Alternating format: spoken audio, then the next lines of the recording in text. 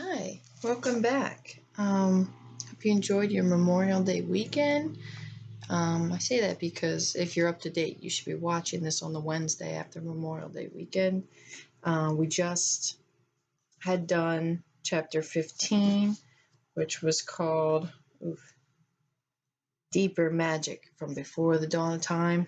Today's chapter 16 called What Happened About the Statues. Look closely at everyone in that crowd. Is it a good crowd? Is it a bad crowd? Who do you notice in there? All right, let's go. Remember, Lucy and Susan have been riding on Aslan. He's come back to life, and they've just made it to the witch's castle, remember? What an extraordinary place, cried Lucy. All those stone animals, all those people, too. It's like a museum. Hush, said Susan. Aslan's doing something. He was indeed. He had bounded up to the stone lion and breathed on him. Then, without waiting a moment, he whisked around, almost as if he had been a cat chasing his tail.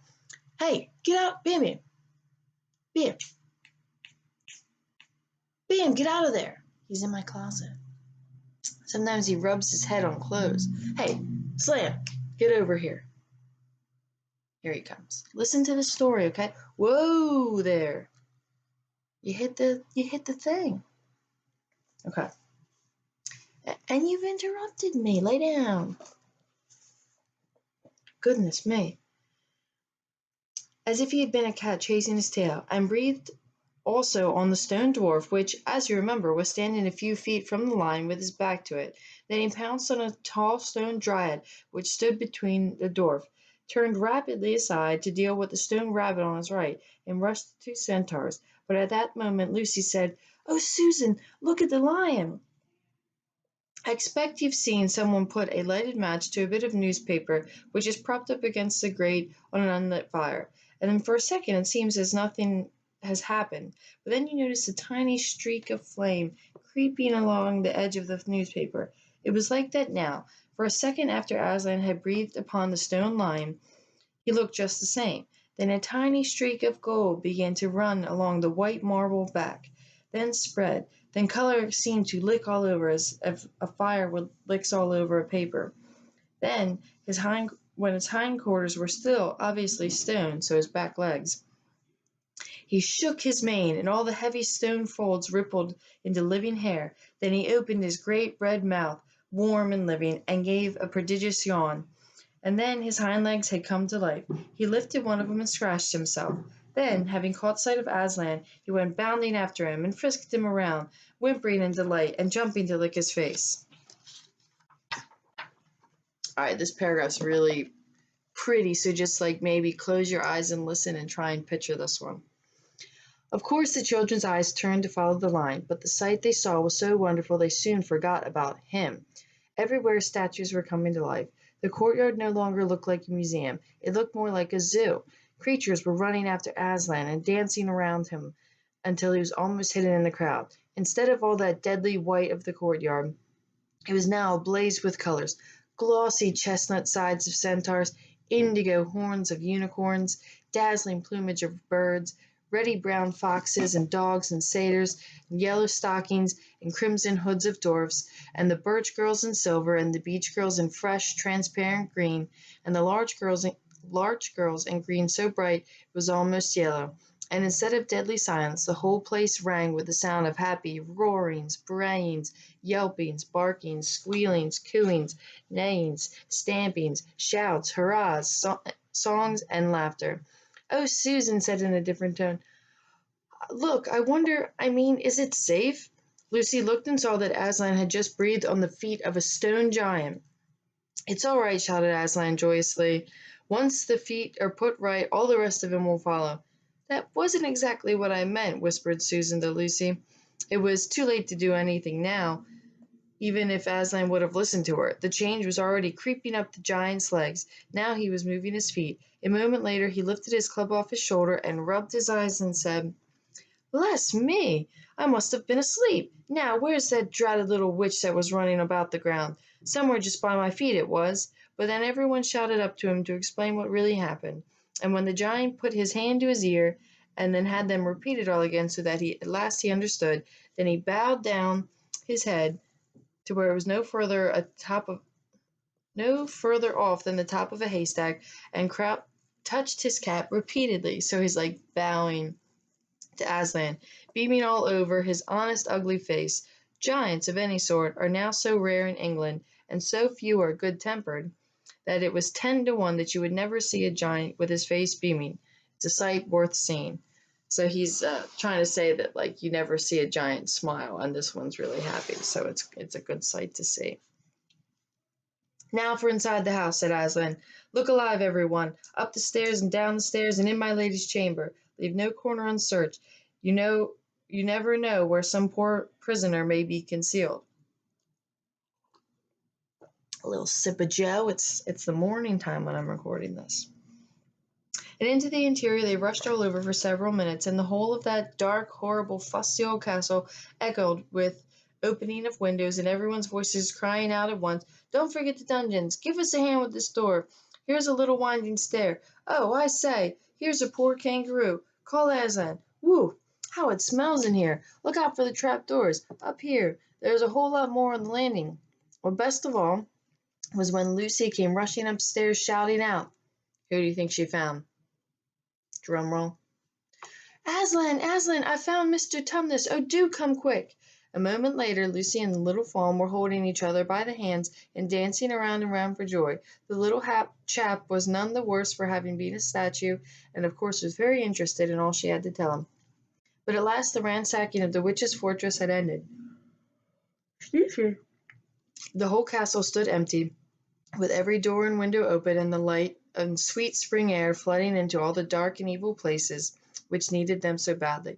The whole crowd was liberated statues surged back into the courtyard, and then it was then that someone, Mr. Tumnus, I think, first said, "But how are we going to get out?" For Aslan had got in by the jump. Remember, he jumps over and lands in the courtyard, so the gate is locked. "That'll be all right," said Aslan. Then, raising one of his hind legs, he bawled up to the giant. Oh, so he stands up, raising on his hind legs. He bawled up to the giant. "Hi, you up there," he roared. "What's your name?" "Giant Rumblebuffin, if it please your honor," said the giant, once more touching his cap. "Well then, Giant Rumblebuffin," said Aslan, "just let us out of this, will you?" "Certainly, your honor, it will be a pleasure," said Giant Rumblebuffin. "Stand well away from the gates, all you little uns." Then he strode up to the gate himself, and bang, bang, bang went his huge club. The gates creaked at the first blow, cracked at the second, shivered at the third. Then he tackled the towers on each side of them, and after a few minutes of crashing and thudding, both the towers and a good bit of the wall on each side went thundering down in a mass of hopeless rubble. And then, as the dust cleared, it was odd, standing in the dry, grim, stony yard, to see through the gap all the grass and waving trees and sparkling streams of the forest, and the blue hills beyond, and beyond them the sky. "Blowed if it ain't all muck sweat," said the giant, puffing like the largest railway engine. "Comes of being out of condition. I suppose neither of you young ladies has such a thing as a pocket handkerchief about you." "Yes, I have," said Lucy, standing on her tiptoe, holding her handkerchief up as far as she could reach. "Thank you, missy," said Giant Rumblebuffin, stooping down. Next moment Lucy got rather fright when she found herself in mid-air between the giant's finger and thumb. But she was just getting near his face when he suddenly started and put her gently back on the ground. "Bless me, I've picked up the little girl instead. I beg your pardon, missy. I thought you was the handkerchief." So he's trying to grab her handkerchief because he's probably sweaty from blowing up the door and everything, and he picked her up instead. "No, no," said Lucy, laughing. "Here it is." This time he managed to get it, but it was only about the same size to him as a saccharin tablet would be to you, so like a bag of sugar, or like packet of sugar, sorry. So that she saw him solemnly rubbing it to and fro across his great red face. "I'm afraid it's not much use to you, Mr. Rumblebuffin." "Not at all," said the giant politely. "Never met a nicer handkerchief. So fine, so handy. So I don't know how to describe it. What a nice giant he is, said Lucy to Mr. Tumnus. Oh, yes, replied the fawn. All the Buffins always were. One of the most respected of the giant families in Narnia. Not very clever, perhaps. I never knew a giant that was, but an old family, with traditions, you know. If he had been any other sort, she wouldn't, wait. If he had been the other sort, she would have never turned him to stone.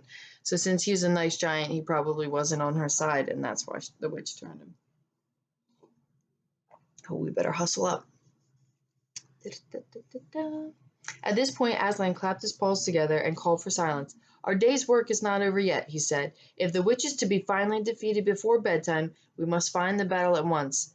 And join in, I hope, sir, added the largest of the centaurs. Of course, said Aslan. And now, those who can't keep up, that is children, dwarfs, and small animals, must ride on the backs of those who can, that is lions, centaurs, unicorns, horses, giants, and eagles. Those who are good with their noses must come in the front with us lions to smell out where the battle is. Look lively and sort yourselves. And with a great deal of bustle and cheering they did.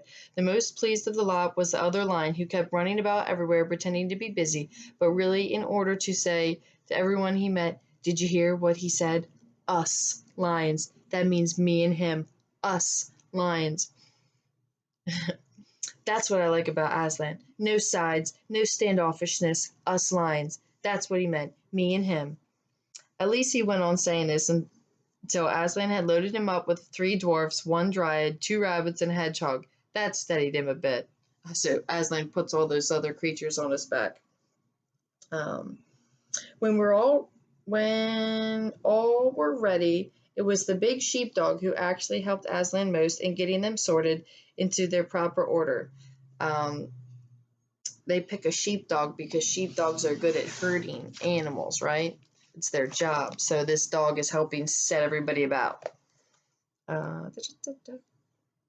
They set out through the gap in the castle wall. At first the lions and dogs went nosing about in all directions, but then suddenly one great hound picked up the scent and gave bay.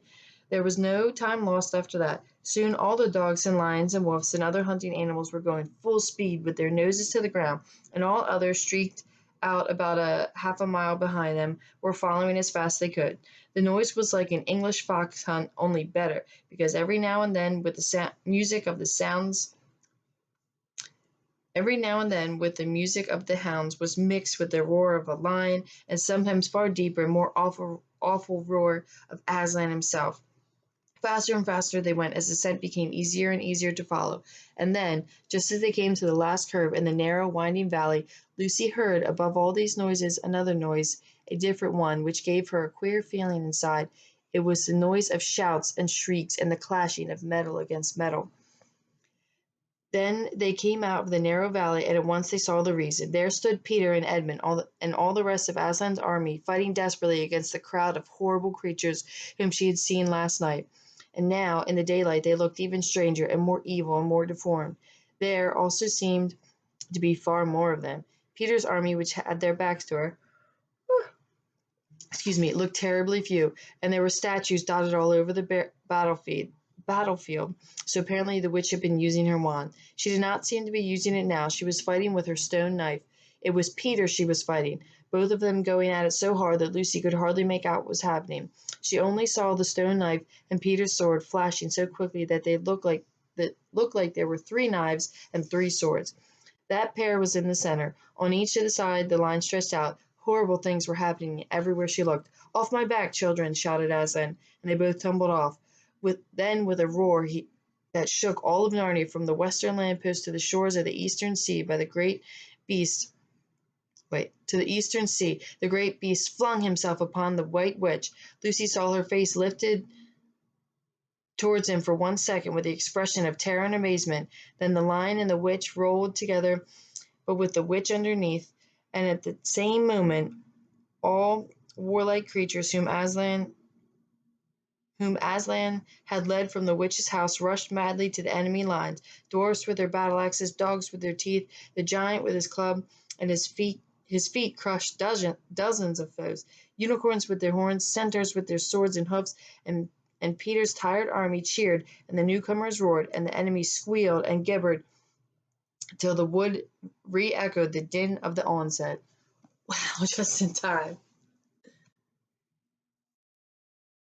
Turn off.